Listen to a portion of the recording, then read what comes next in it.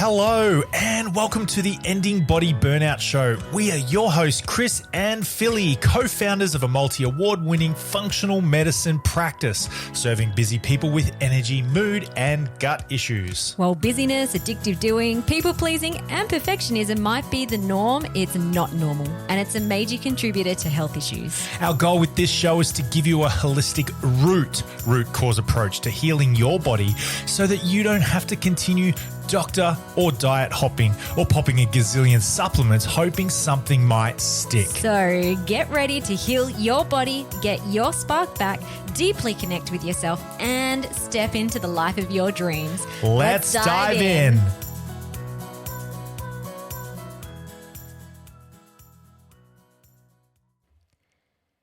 Hello, we are so excited to share this potty today. So Chris and I, this is Philly, just had a conversation with Dr. Jodi Richardson to talk about all things anxiety.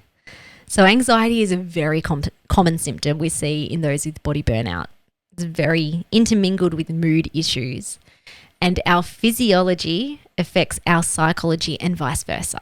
And so we were really excited to get Dr. Jodi onto our show to pick her brains about both her personal and professional experience with ending the struggle with anxiety.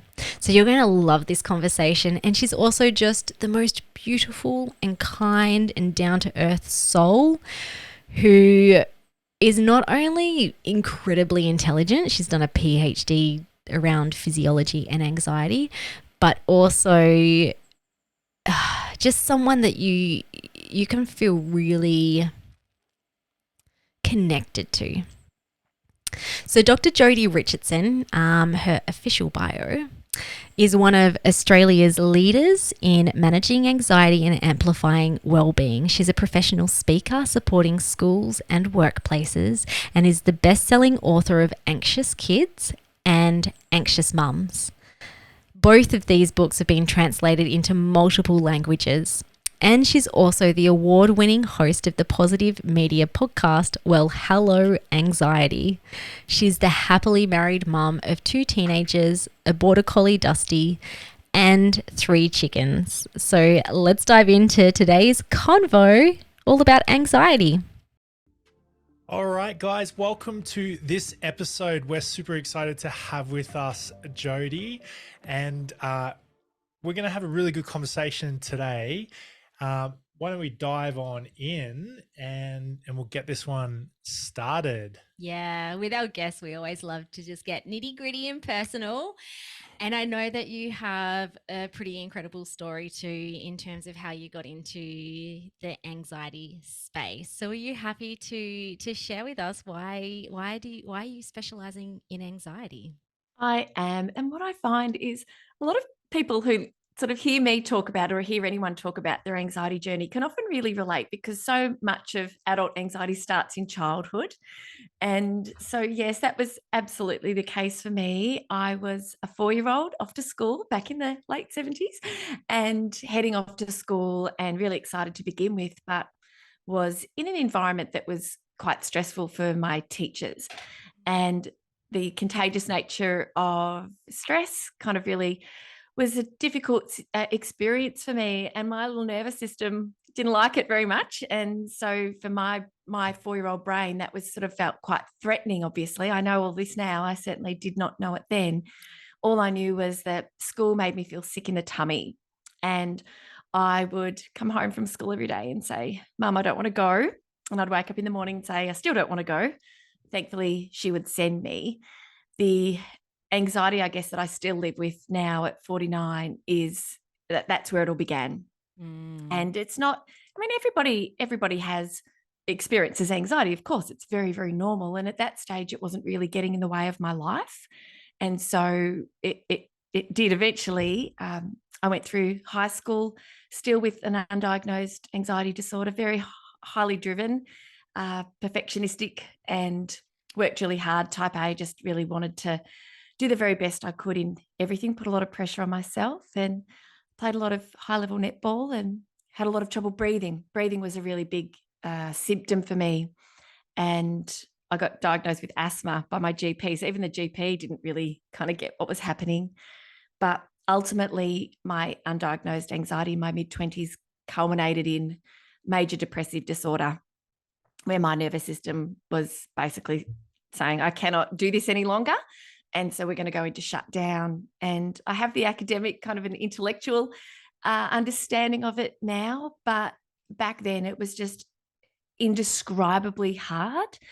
And I did not care if I didn't wake up the next day. That was just how hopeless and sad and difficult that time of my life was. But it was a turning point because I knew something was wrong when I had depression. I went and sought help and ultimately got diagnosed with chronic anxiety. And the depression, I moved through and healed from that. And then anxiety still is with me, but I bring it with me wherever I go.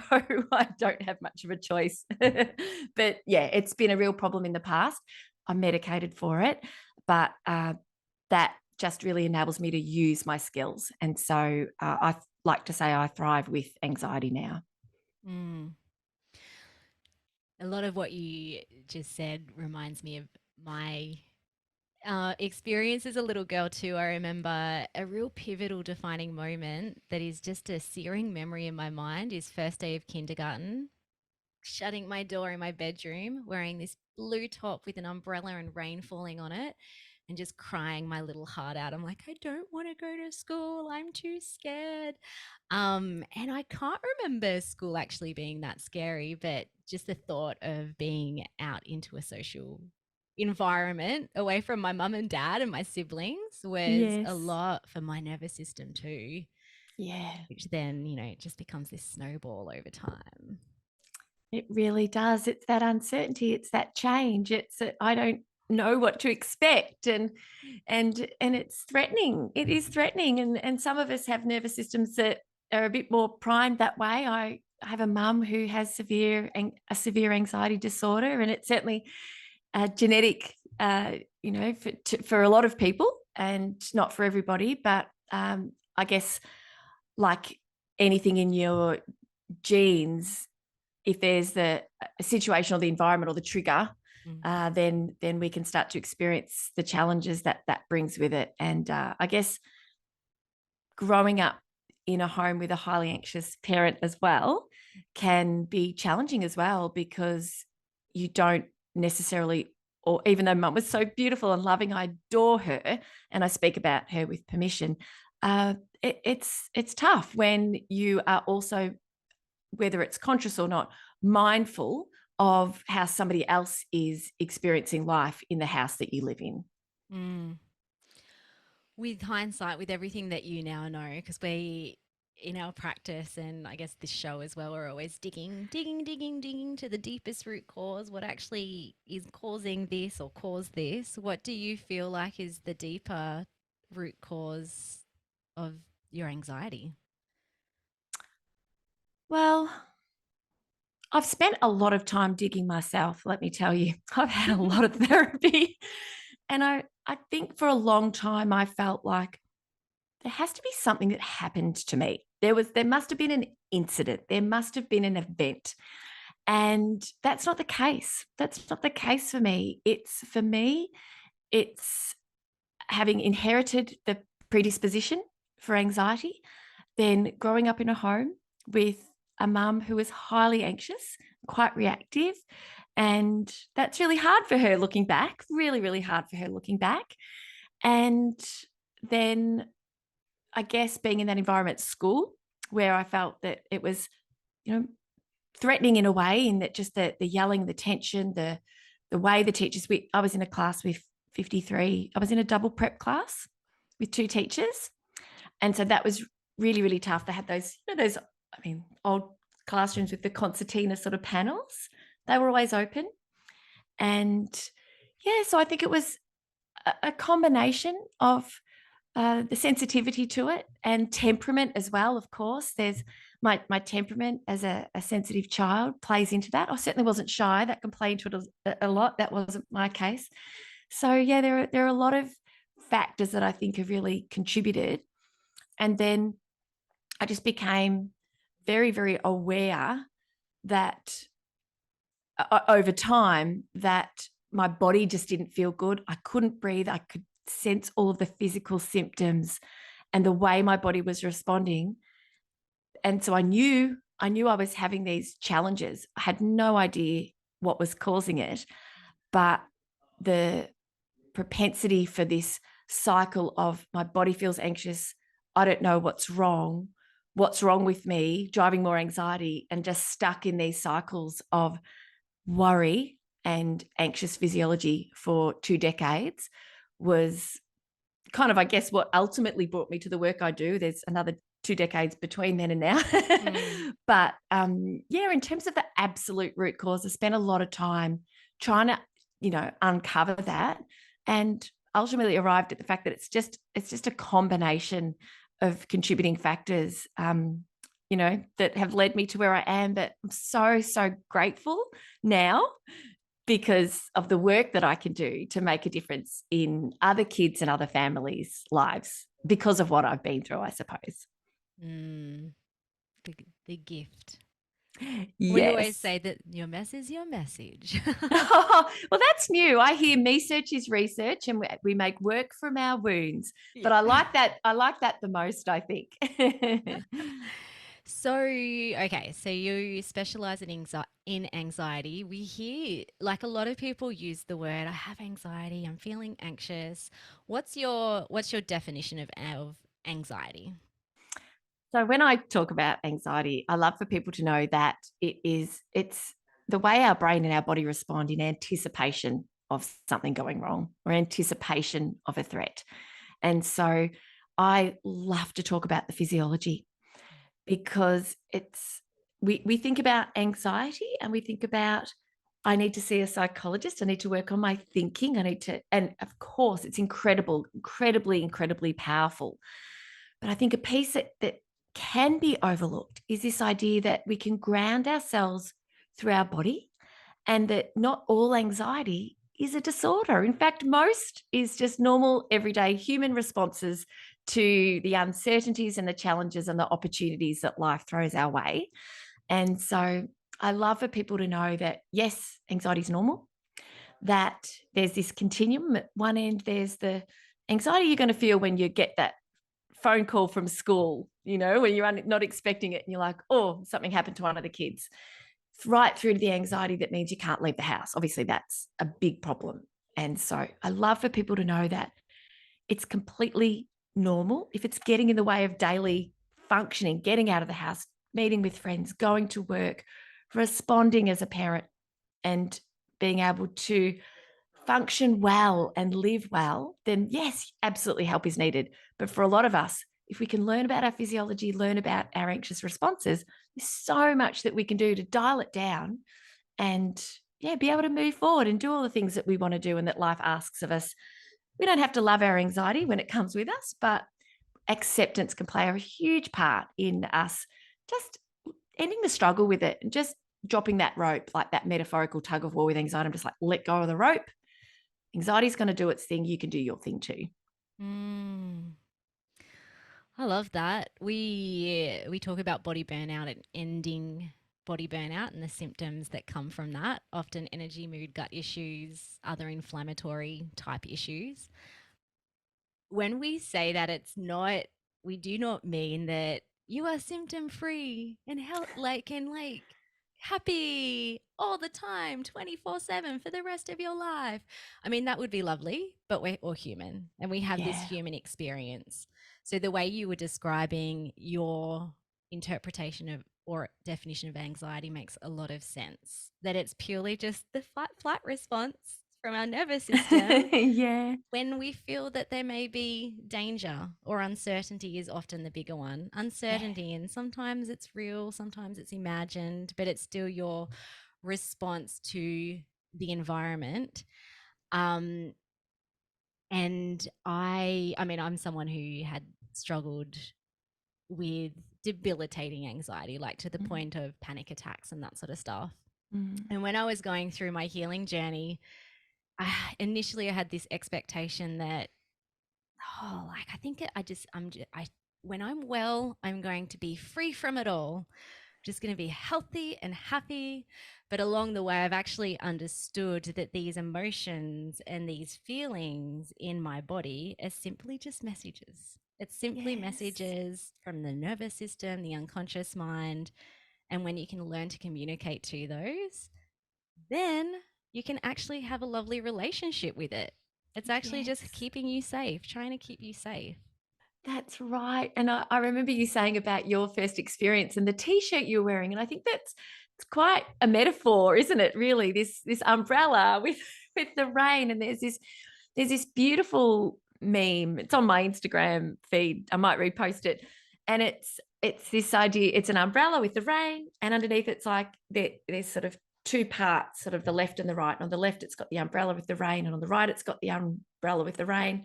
Underneath the left umbrella, it says, "It's raining. It's awful. It's cold. I'm going to get wet. I hate this. I wish it would stop. I don't like this weather. I wish the sun would come out." And underneath the other one, it says, "Yep."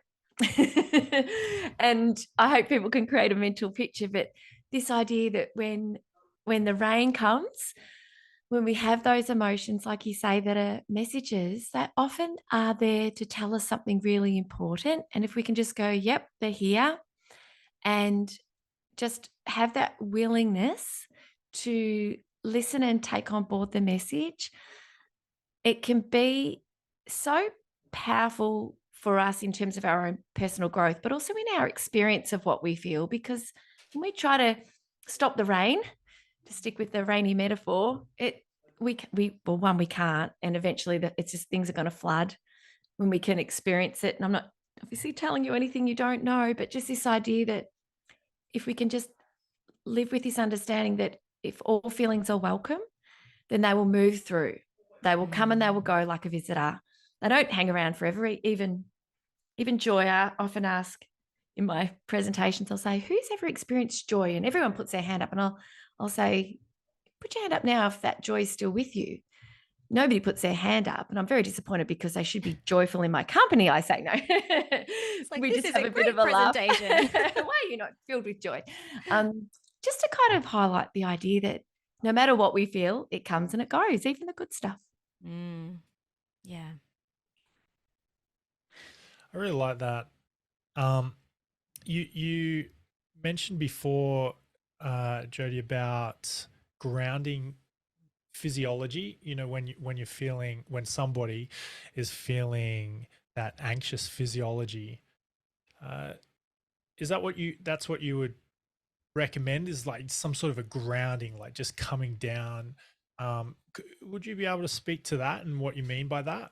I would love to, Chris. I would love to. I get really passionate about physiology. That's what my PhD was, in physiology. Nice.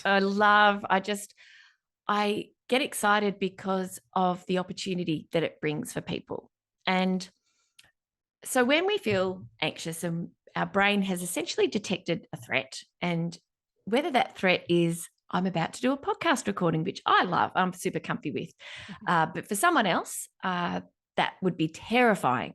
And my first podcast experience was terrifying. And my amygdala was going, that's like the alarm is sounding. This is very threatening.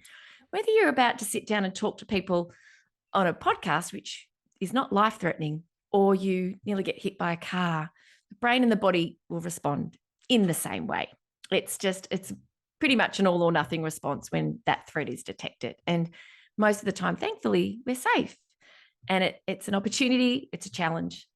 It's something that's stretching us in our comfort zone. The alarm will sound in our brain and our body will respond, because our body is like, if it's threatening, I either need to punch its lights out, beat it up, fight it, or flee. We usually will flee first. If we can't, we'll fight. Sometimes we freeze. And so for us to be able to fight the threat or run fast, so much has to happen in our physiology to enable us to be powerful in those moments. And so that's why our heart races, our breathing changes. We have glucose dumped into our bloodstream. We sweat because the brain is like, you're about to get very hot fighting or fleeing. Better turn on the cooling. And let's move blood to the arms and the legs. You're going to need it to fight or run. So that's why the gut feels so and that's a very scientific word, that one. We get the nausea, and we get the digestive problems, and of course that's your area of expertise, not mine. But these challenges that we experience in our body when we feel anxious all make so much sense. And so equally, we have this huge body response. We use our body to ground ourselves. And so movement, for example, if you struggle with anxiety, please move every day. It doesn't have to be anything that is super high intensity or super social, just whatever you enjoy. Go for a walk with the dog, just skip in your own backyard, or go and shoot some hoops at the local high school. Just do what you enjoy that gets your body moving. And that's the brain's expecting movement. The brain's expecting you to fight or run. So any movement will help bring that response to a natural end. Another way we can ground our nervous system is through shaking, our arms. And actually one fellow was doing it and his ring went flying. So be careful you don't lose anything precious. And another way is through the breath. We're having this autonomic nervous system response, this sympathetic nervous system response, where we're not telling our heart to beat faster. We're not telling these changes to happen. They're happening anyway. What control do we have over that? Well, the one thing we do have control over is our breath. We can't breathe slowly using our diaphragm and lengthening our exhale when we're in the middle of a very threatening situation. So by doing that, we're giving that feedback to the brain and the body to say, hey, I'm safe, I'm okay.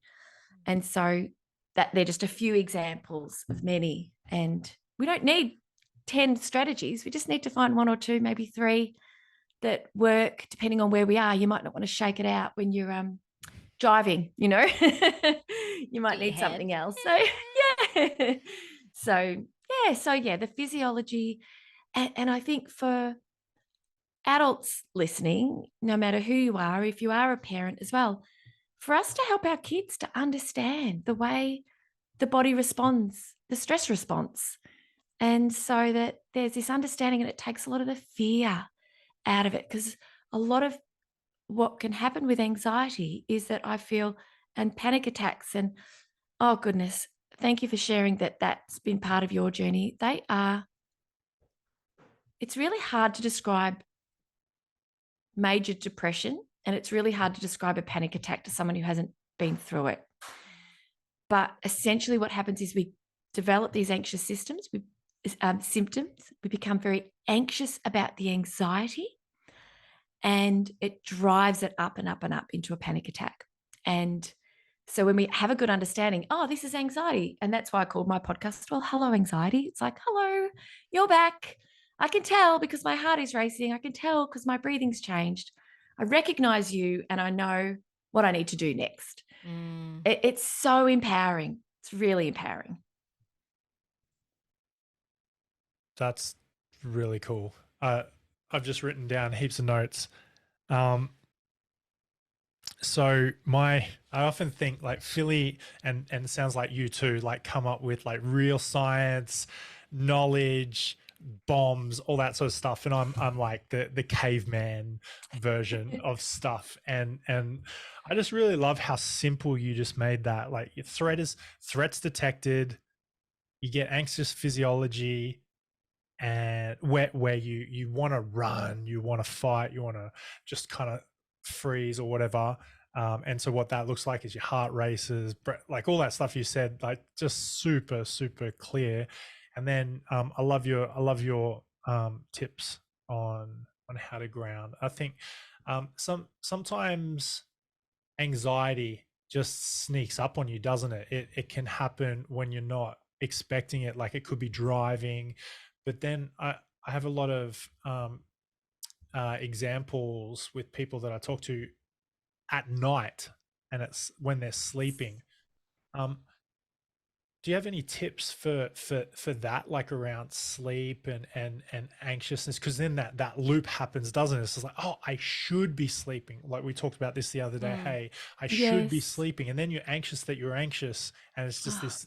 It's like And you're anxious about how you're not going to be able to perform tomorrow because you're not sleeping. And Yeah. then you're like anxious because of like the things that might happen because of that. Yes, it is. It's such a cycle. And then, yes, it is. It's and that's something that when it comes to our thinking is that worry can be both a cause and a symptom of anxiety. And often at night, it's like, oh, everything stops and there's time and there's space. And the brain's like, well, here we go.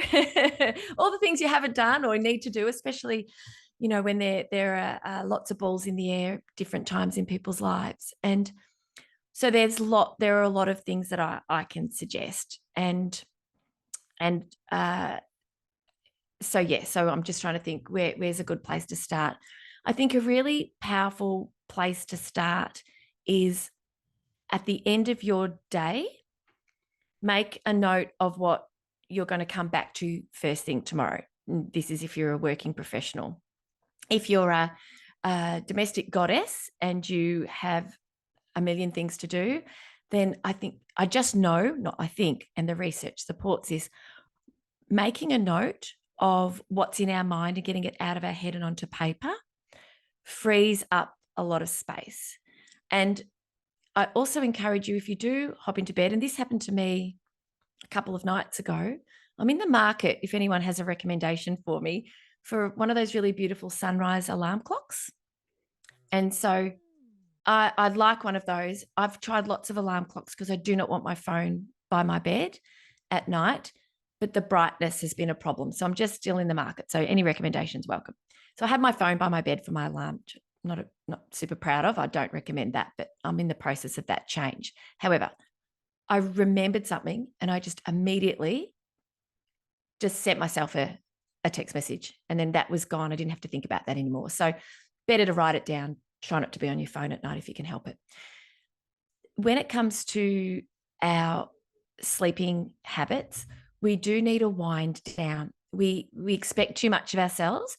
If we're go, driving the kids or whatever it is that you need to do in the evening, and then we might sit down and watch a bit of telly, and then we're just like, right, put our head on the pillow and expect to fall asleep straight away. We need to show our body that sleep is coming, and we need to take advantage of the way that our body works in relation to light as well. And so when the sun's going down, then that's a real signal through our eyes, through the changes in melatonin, for that melatonin to continue to build as it has over the day. And so if we've got very bright lights at night, we're going to start breaking down that melatonin, and you're going to have less of that sleepy hormone to help you to settle in. And aside from that, when you wake up in the morning, bright light straight away, if you can, open those curtains, get outside, a little bit of sunshine is a signal to your brain to break down the rest of the melatonin in your body.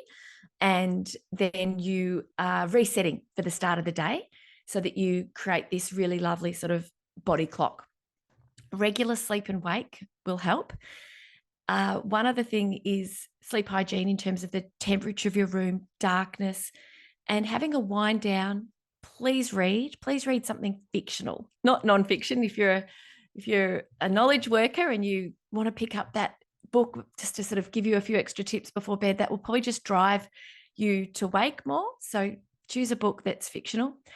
And the very last thing that I want to share is this idea that when you are on the pillow, there's so much more I could say. This sleep is just so powerful. It's such a cornerstone of mental health. But when your mind is starting to go to those ideas, those things that you haven't done or need to do, or those worries, if we can just recognize that our mind has wandered, or that we've sort of been hooked. I like to kind of think about this idea of getting hooked and drawn away from the present moment.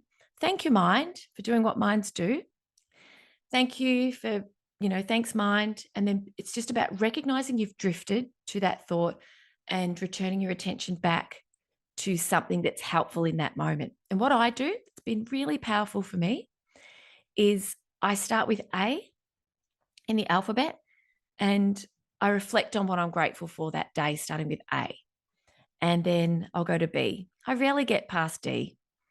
One night I tried it with makes and models of cars because I thought I'd try something completely different and see if I could test my memory. I got to I've skipped a few that I struggled, but it was like awful. So pick something, pick something that's relaxing. It's like, oh, it's like a tea or I'm like, this is not working. Toyota.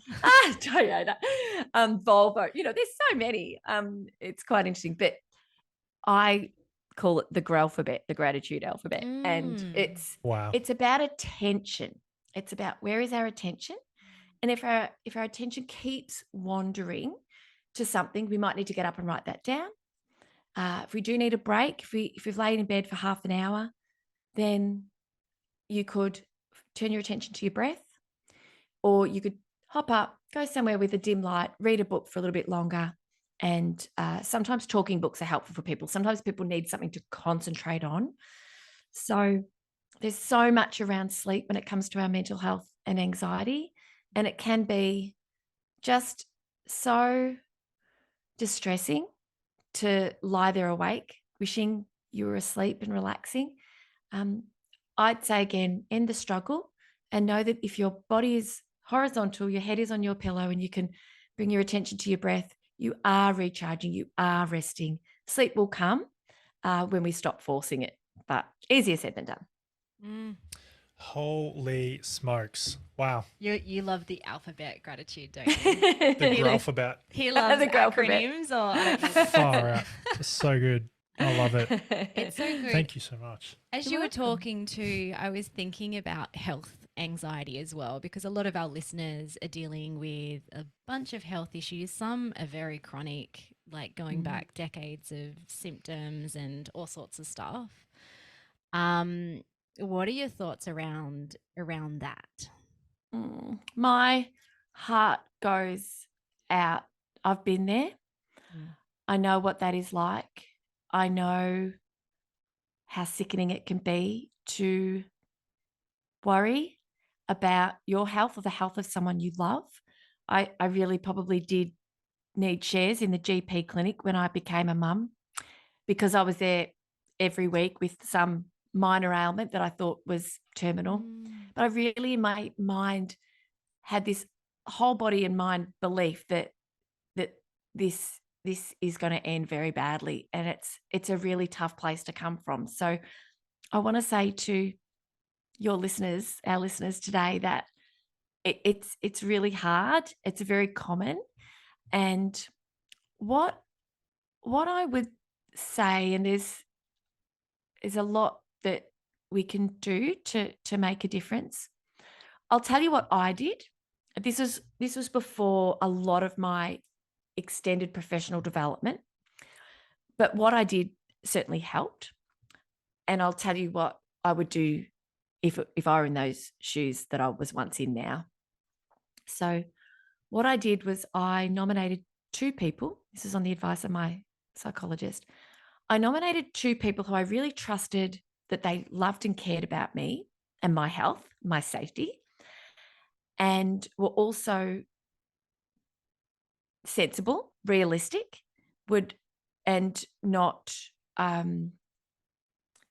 sensible and realistic, would not ignore something that was really important, but would not overreact on something that was more on the minor side. And so when I was worried about something to do with one of the kids, one of those was my husband, Peter, and one of those was my friend, Christy. I would not Christy Goodwin, who is also another Christy. I didn't have the pleasure of knowing Christy back then when I was a new mum. Christy Goodwin has been on our podcast, by the way. Yes. She's brilliant. And I would say, this is what's happening. This is what I'm concerned about. And what do you think? And there were a lot of times that prevented a trip to the GP and helped me enough. But I just didn't have an understanding of my physiology then. I was so caught up in postnatal depression and a lot of other challenges at the time. It was very, very messy and very difficult.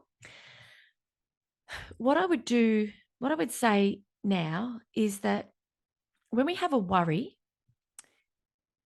we often try to disprove it. If we're worried that we have a pain, for example, and we think, oh goodness, that could be something very serious. So of course we want to get checked out. No doubt anyone with health anxiety has had plenty of visits to the GP and maybe a scan or 2 and plenty of kind of evidence to suggest that, hey, if there was something that to be dealt with, we'd be underway with that. So there is almost that evidence there for a lot of people. But when it comes back, the pain comes back, the mind can go to that place. And what I would ask your listeners to consider asking themselves is not, is it cancer, or is it terminal, or is it serious, or is it life-threatening, or isn't it? The better question and the more helpful question is this helpful? What I'm thinking. And perhaps before that, you could say, I notice I'm having thought that this pain is going to become something that is life-threatening. Awareness of what we're thinking, and I know this is deep. We got deep very quickly, so we'll just stay there. Awareness of what we're thinking when we have anxiety is really tough. We very easily get hooked and really swept away by what we're thinking. We go down, we think it, and our whole body reacts as if it's the actual truth in that moment. It's a really, really hard place to be. Over time, as we bring more mindful moments into our days and we strengthen our mindfulness muscles, our ability to notice when we've been swept away by an unhelpful thought, we can bring our attention back into the present moment. When we've got the skills, which can take time to build, we can say, I notice I'm having the thought that this pain is life-threatening. And what that does is just in that noticing, that observation, I notice I'm having this thought, it helps you put a little bit of space between you and the thought that you're having. And then the next part, you could say, is this helpful? And sometimes it is helpful. Sometimes we could go, I notice a mole on my arm has changed. I'm having the thought that that could be a melanoma. Well, I should go and get that checked. Absolutely. Absolutely. But when it comes to anxiety, so much of what we think is not helpful. We ask ourselves, is it helpful? No. What would be helpful? Bring my attention back to what I was doing before my mind wandered. And that doesn't take away that stomach dropping, sickening, clammy kind of feeling that can come over us when we have these worrying thoughts. It's quite, on the face of it, it's quite extraordinary that we can have a thought and it can trigger so much change. It's quite interesting. It's not much fun when you're in it. And so you can have that response and having a willingness to go, I'm feeling very anxious about this, but I'm willing to notice and observe that I'm feeling this way and ground myself, knowing that it will pass. There are a lot of steps, I suppose, I shared, and listeners can go back and listen. But certainly if your health anxiety is driving frequent, sickening, anxious responses, I really would like to see those listeners with some professional help along the way. And, you know, and for me, I couldn't get space.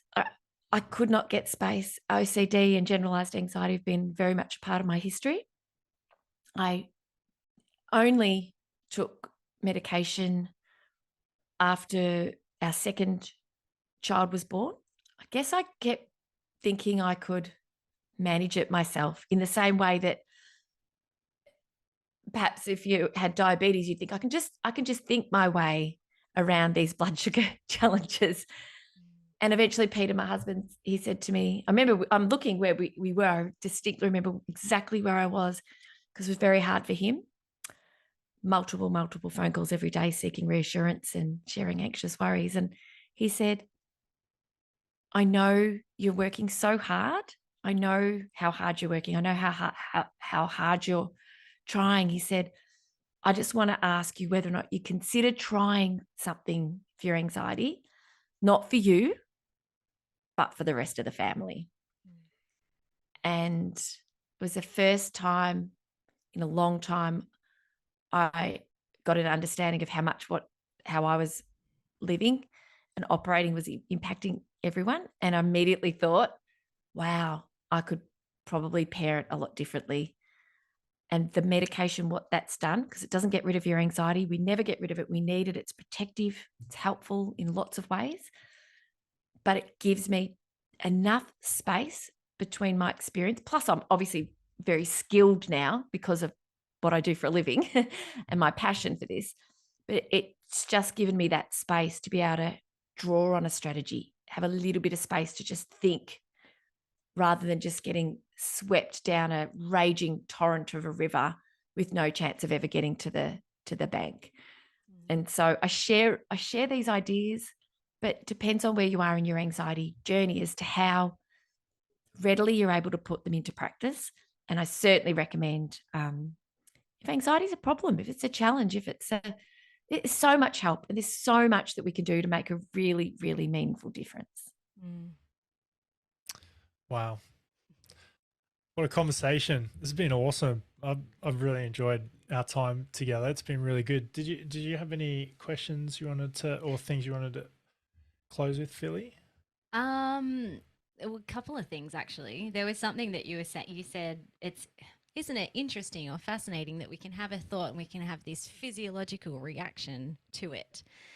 I also think about like neuroscience and how the brain controls pain as well, depending on if we're feeling like we're in danger or threatened. And so, something that we also teach our clients as well when they're experiencing these, like, whether it's a real symptom or a worry around their body, is we'll anchor in feelings of safety as well. And it reminded me of the gratitude alphabet as well. It's like, hey, maybe that is enough to anchor that in to create a new sensation in your body. Yes. Yes. I love that you've come to this, and the idea of feeling at home in our body, in our nervous system, that's a very foreign idea for a lot of people. But we can repair our nervous system. We can obviously, again, we're singing from the same hymn book, as they say. But yes, and if you can't do that for yourself, somebody else can do that with you. And you can, there are, as you just suggested, there are ways that we can do that for ourselves, but other times we might need that co-regulation. We are in our nervous system, we are built to connect. And if somebody around us, and I'm so thankful I've got Pete, because he's been Pete means the rock, and he's been my rock, and he's been able to share his calm. If you have a pet, it's a really beautiful thing to do. We don't have to stop what we're feeling, but we can allow ourselves to experience it. And in the company of a pet or a person, or an opportunity to feel more psychological safe and more at home in ourselves, then the more we can train ourselves to experience that, the more we can shift ourselves from one nervous system state to another, which is probably a conversation for another time, but it's really important. It's really important. So I'm really glad you raised it, Philly. Okay.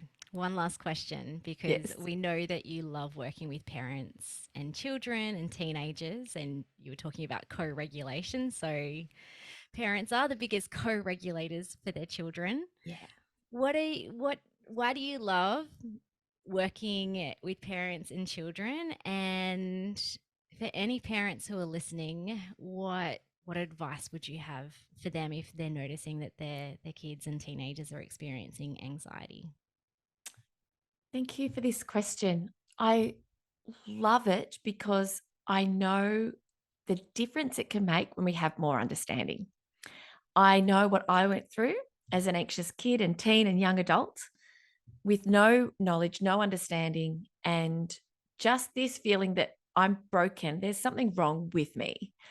And it's not a very nice place to live from. And so I feel so passionate about the opportunities, particularly when I work with parents, because parents are the greatest influence on their children's mental health. We have so many opportunities. We have opportunities, a plethora of them every day, to make a really meaningful difference, just in little moments. It's not all in one. It's not about sort of a fire hose of information for them, but the opportunity parents have to make a really big difference for their children's mental health and their understanding of stress and anxiety is profound. So that's very exciting for me. When I work with children, I speak with groups of year 11 and 12 students. And so that's the only work I do directly with young people. And that's all around understanding their physiology and just really making sure that they know that it's nothing to be afraid of. When we get anxious around the things we care about. If we didn't care, there'd be no anxiety.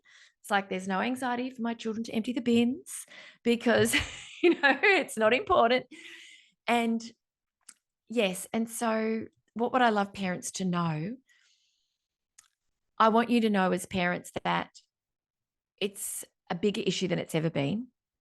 That if you are noticing that your child is experiencing anxiety, what a gift that you've noticed, because it's a first step to getting it to change, I suppose, and to supporting them, even though it can be frightening to think, oh, my child is feeling anxious or experiencing anxiety. What might this lead to? Especially because if we have an anxious child, often we as the parent struggle with anxiety as well. So we can have that catastrophic thinking. What I want you to know as a parent is that you don't have to do it all at once, but as you learn yourself about learn yourself about anxiety, the nervous system, how things operate, we've shared a lot today, what you can do and how to really talk to and empower your kids, then the change that can come about can be profound. So there's so much hope and opportunity. And despite the fact that it can be frightening, if you have noticed anxiety in your child's life, it really is such a gift. What a gift that would have been for me as a little one, to have an adult in my life say, I know exactly what's happening and I'm going to work with you. Let's find out what to do. So had that happened though, we may not be here talking today. I think I had to go through the mess to have a message. Yeah. But that's I guess that the biggest and best thing I can share in the time that we've got for parents who are listening. Yeah. And you've got a new course coming out. I do. Well, hello School Anxiety Program. Did you want to chat to the listeners about that, and also how they can get in touch with you if they want to learn more about what you do?